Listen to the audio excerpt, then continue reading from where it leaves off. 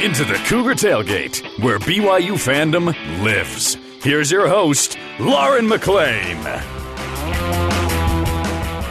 How's it going, everyone? It's good to be back with you on this fall Saturday. It's already mid-football season, and the dreams of some teams' fans are already dashed. But if you're fans of the boys in Provo, hopes of an undefeated season are sky high.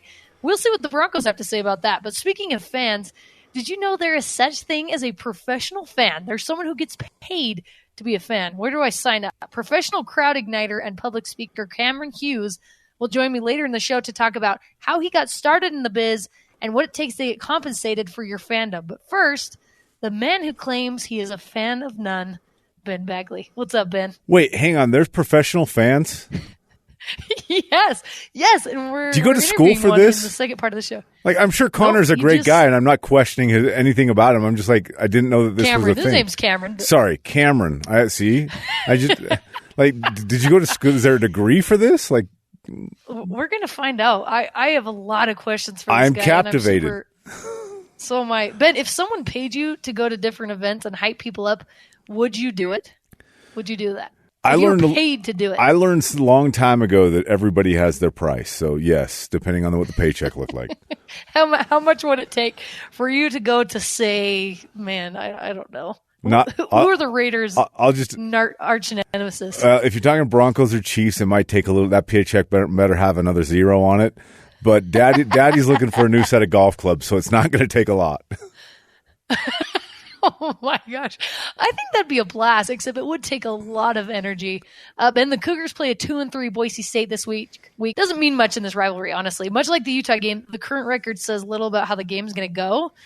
And beginning in 2025, BYU is scheduled to play Boise every year until 2034. And obviously, with BYU getting the Big 12, that may not happen. But there's something about this matchup that the two schools and their fan bases like, and probably ESPN as well.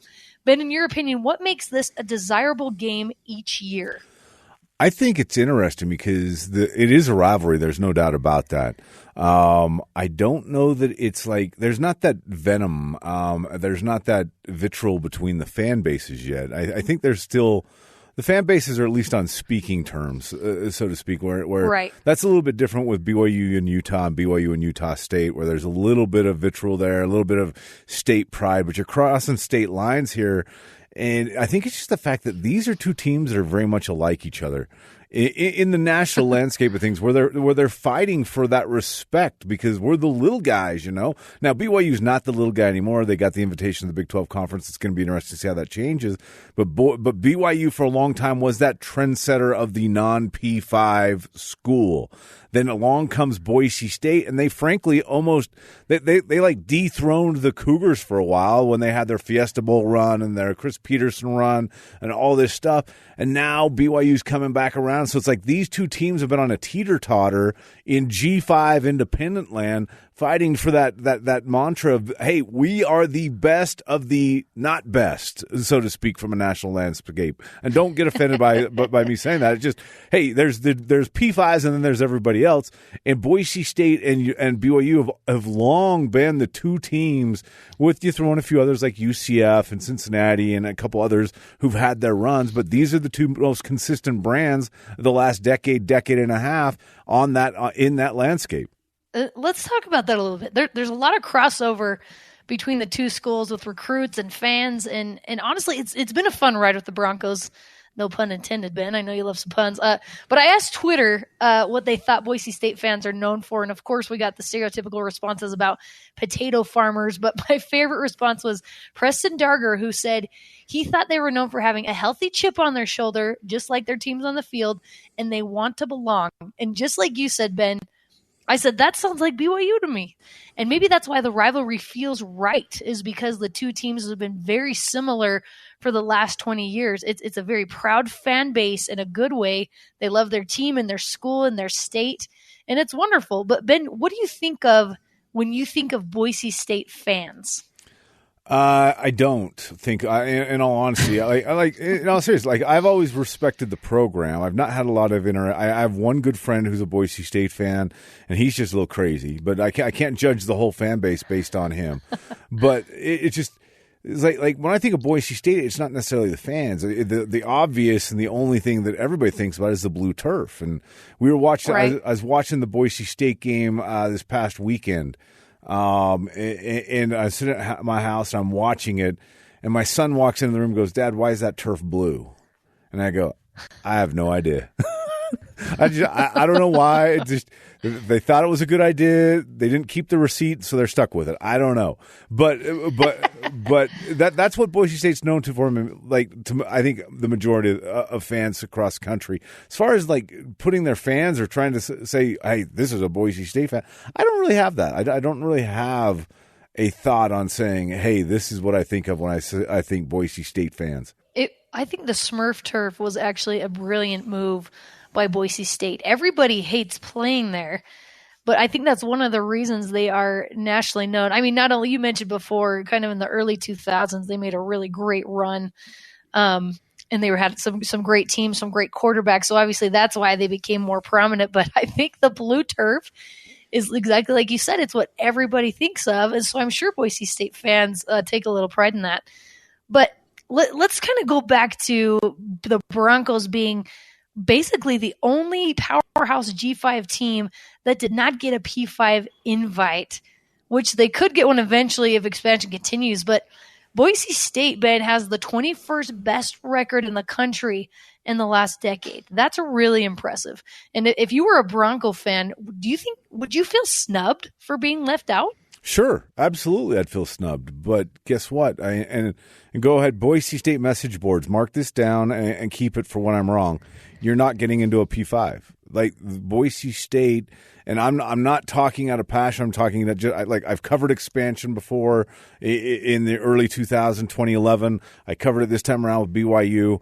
Boise State doesn't add value to a Power 5 conference because it's not about records on the field. It's not about those type of things. It's about the school. It's about the brand. It's about the fan base and what it brings to the table. And Boise State has a passionate fan base, but that fan base is very local and it's not as big and nationwide as other fan bases. It doesn't bring you a recruiting base. It doesn't bring you a television market worth the value or the streaming eyeballs now that we're going to the streaming age.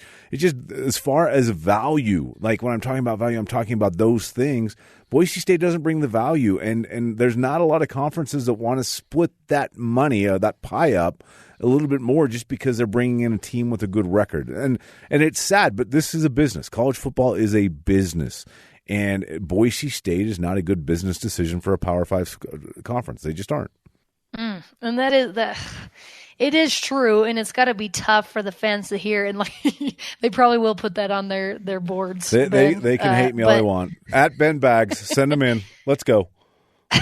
But at their core, they got to know it's true. It's Idaho, and Idaho is a phenomenal state. I love me some Idaho, but some Idaho potatoes as well. But if you think about how impressive it is when you think of all those things, that how well they have done in the last 20 years, despite not being in a big market and being able to recruit a wide variety of different players. Why do you think they've been so good? Is it because they can bring in these kind of Taysom Hill types, Ben, from Idaho that come well? Why do you think Boise State has done so well despite those downfalls? Chris Peterson. Chris Peterson walked in there. He had a system. He knew that he wasn't going to have the greatest talent, so he created a system that allowed him to maximize the talent that he did have. And he had his teams executing that vision, that system at an extremely high level. They knew it inside and out, so they could play for, trip up, and beat a big-time team because that was their one-off. That was their big game. Now, as Chris Peterson's left, and we're now 2 coaches removed from Chris Peterson, you're starting to see that system change a little bit, and there's not that vision of, hey, this is what Boise State football is all about. I'm curious, Lauren, going forward, like, have they seen their best days? Like, can they sustain that success? Because we've seen a chink in the armor, not just this year, But in recent years, like, are they going to be able to continue or get back to that where they're a 10-win? Hey, pencil them in for the Mountain West Conference Championship every year before we even take the vote. But they're not that right now, and I'm curious to see if they can get back there because I'm not convinced they can. That's a good question because especially with BYU getting into the Big 12, because BYU is now going to have the edge on all those recruits where they were kind of bouncing back and forth between BYU and Boise State and some of those other teams, because like we mentioned before, they were on the same playing level. They're on the same playing field, and now BYU is kind of moving onward and upward. And so it'll be interesting to see what happens to Boise State. But I think I love the rivalry. I love the games that have been played. As much as I hate the blue turf, I also love it because it makes the games so interesting. And they do have a phenomenal fan base. And speaking of their great fans, Ben, last week against Nevada, maybe you saw this, Boise State had a fan take his shirt off and run across the field as the players were lining up. And I guess it took forever to take him down because he was super fast. And I think one of the players had to trip him to get him down. It was the loudest the stadium got the whole night. They were cheering this guy on as he was running down the field. It was good stuff. So even more respect for the Broncos fan base after that. But with things like that, do you find it funny when fans do that, or do you think that's annoying? I think we've had this conversation, Lauren, about my feelings about fans on the field. And it's not good. You don't even like when they rush the field, right? No. Like at the end of a game, you don't even like that. No. You don't belong on the field. Stay off the field. I know that's an unpopular decision. Once again, at Ben Bags, don't at me, bro. Or do at him. Yeah, bring it. Come up with some good responses. Bring it. All right, Ben, thank you so much for taking the time with me, my friend. You are phenomenal as always. And up next, the man that gets paid to be the ultimate fan. You guys, professional crowd igniter Cameron Hughes joins me next on Cougar Tailgate.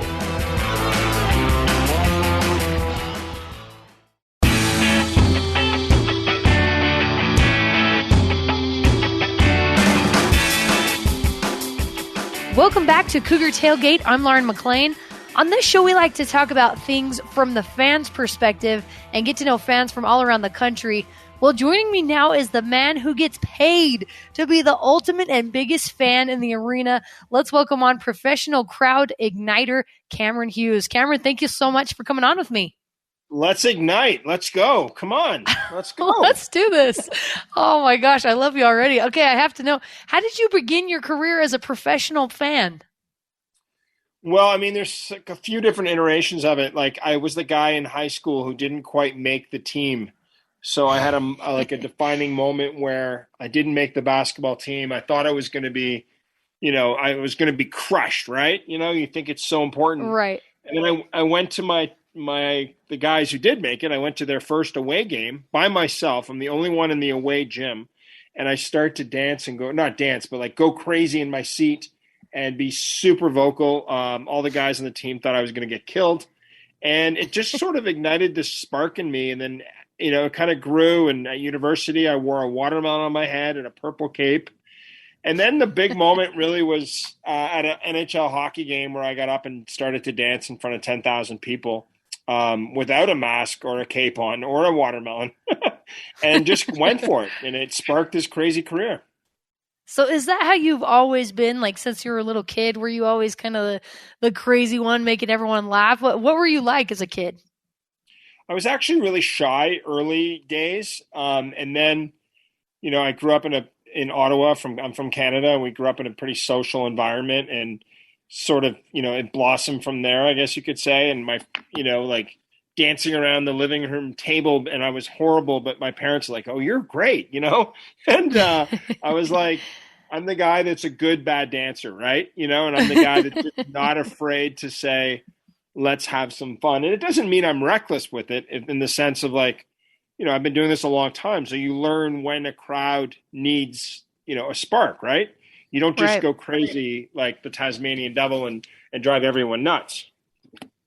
So you did. So you kind of went crazy in high school. You did it at a game in college, and then at the hockey game. So when did you know? When did you wake up and you were like, you know what?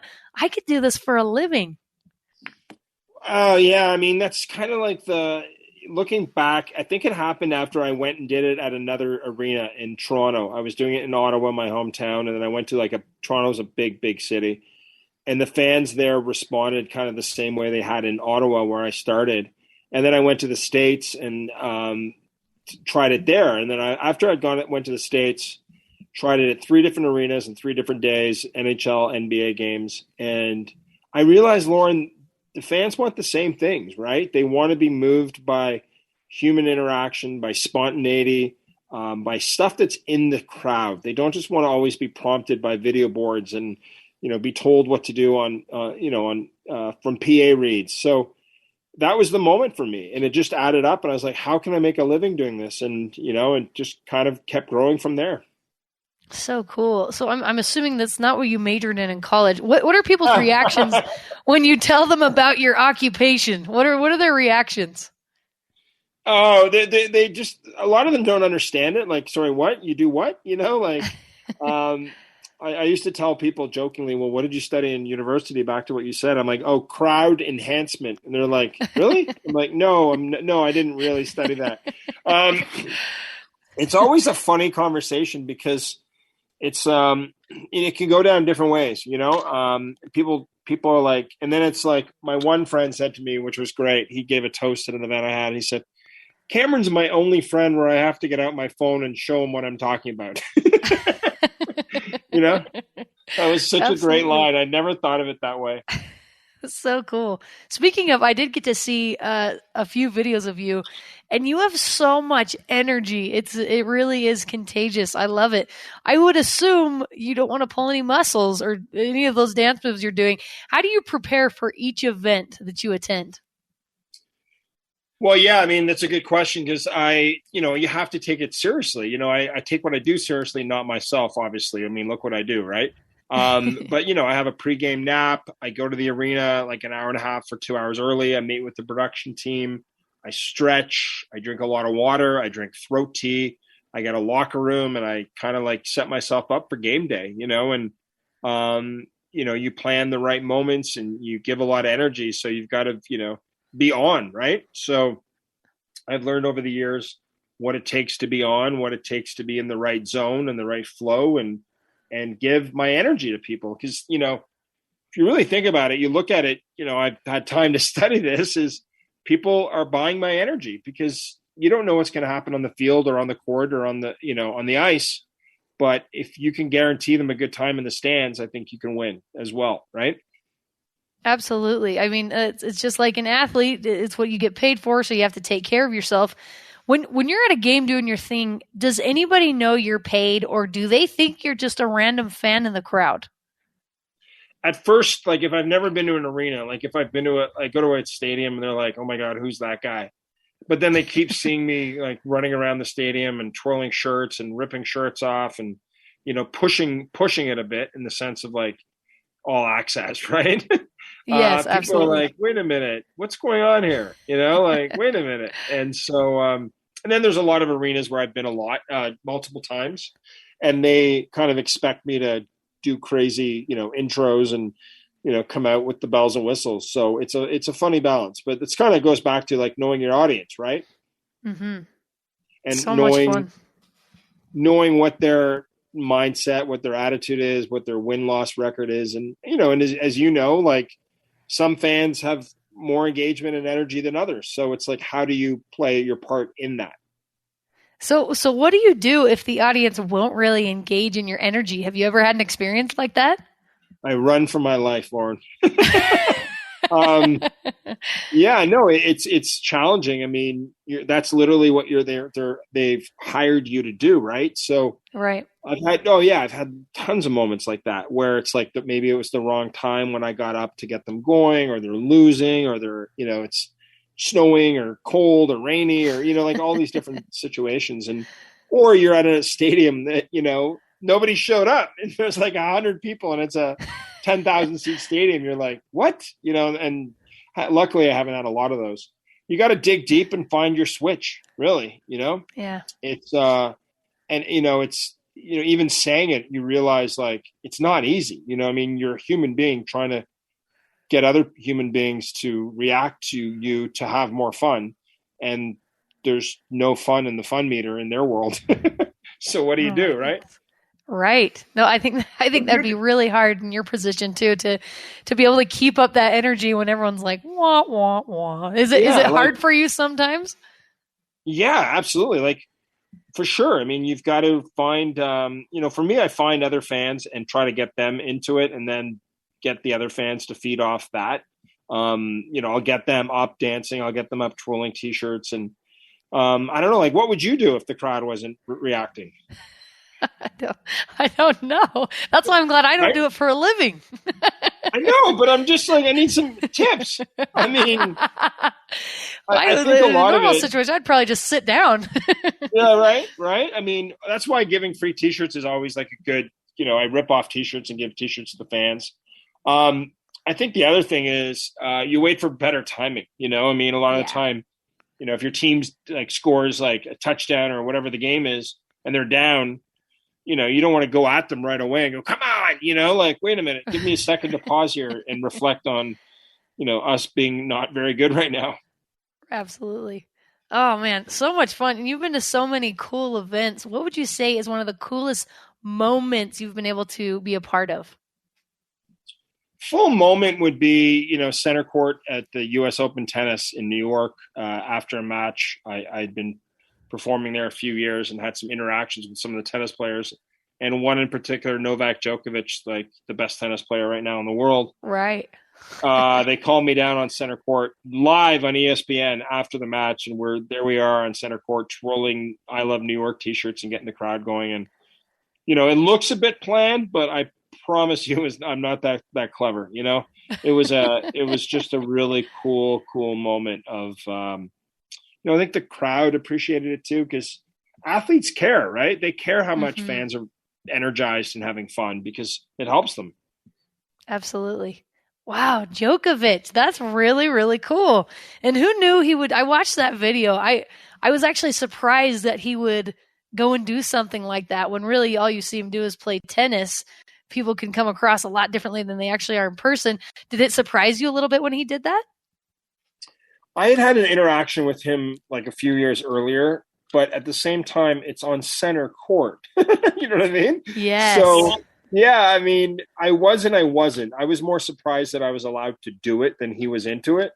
I mean, I had Roger Federer doing the wave, but it was at like his charity event. So that's way different, right? Right. I've had some other, fun moments with athletes, but it's a little more controlled, right? Live Absolutely. On ESPN is a little different. And I think for me, what I've learned is to how to own and create and help create the luck that you get from these spontaneous moments. You know what I mean? And when they happen, to go for it, not hold back, go, oh, should I do this? We're always so worried about what everyone else thinks. And it's like, you got to jump, right? I love that. Let your freak flag fly. That's hard to say. Freak flag fly. Yeah, try and say that 3 times fast. I love that you do that. That's so much fun. You've been to thousands of events throughout your career. What impact have you seen that fans themselves can have on a game? What impact have you seen? Well, it was funny. I mean, it's gonna sound egotistical, but whatever. It's like when I first started performing in Ottawa in an NHL arena, NHL is the biggest level in hockey. The team was horrible. And the guy that hired me said I was responsible for a goal every game that I was at. And I was like, what do you mean? He's like, well, you get the crowd into such a frenzy that it makes the players play better, which then makes, the team play better, which makes, you know what I mean? So right. I think that saying that, what I mean is like, there's an attitude when a sports team walks into a stadium or arena, and the fans are crazy and they're loud and they're engaged. Like, you're excited to play there, but you also know that they're not cheering for you, right? Right. So when they are cheering for you, it just fires you up. Like, we haven't had fans. We are in different ways and different levels, but a lot of the NHL and NBA and, different athletes now that are going back to having full, more full stadiums, I think their performance goes up. They would tell you it would, so right. it makes a huge impact. I hope all the fans listening are taking notes of the impact that you can have on a game. I love it. You have to muster up, Cameron, so much energy for each event. How does that impact your life when you're not working? Are you exhausted? I mean, you've got to, I'm no expert at it. I've had moments where, the come down is real. You go on tour for 3 weeks and then you get back home and you're drained and, you don't want to go too low. Right. I mean, just because you give so much. So I've learned to try to balance that a lot better. And then you learn when and how to give your energy because, that's what I'm giving. Right. And people want energy in life. And so I'm super lucky to be able to do all these cool things and to give as much as I can. So, but I want to give more. And then when you want to give more, you've got to save a bit more too, right? If that makes sense. Yep, it definitely does. Do you ever get to bring friends or family with you to any of these events? They don't want to come with me. They're like, we don't want any part of that. There's nothing better. All kidding aside, I've performed in, I think it's 42 states or 40 something and, all across Canada, 10 different countries. There's nothing better when there's someone that you know pretty well in the crowd. It's just such a, even if it's a 20,000 seat stadium and one person who's like your cousin, your friend, your whatever, right? It's just cool. It's cool to have that person there going, hey, I'm here for you. I'm watching over you, Absolutely. It makes all the difference. You are incredible. Cameron Hughes, professional crowd igniter. Thank you so much for coming on with me. So much fun that you get to do that for a living. I'm actually pretty jealous and good luck with everything moving forward, my friend. Thank you. By the way, I even wrote a book about it. Oh, yeah. Tell me about your book.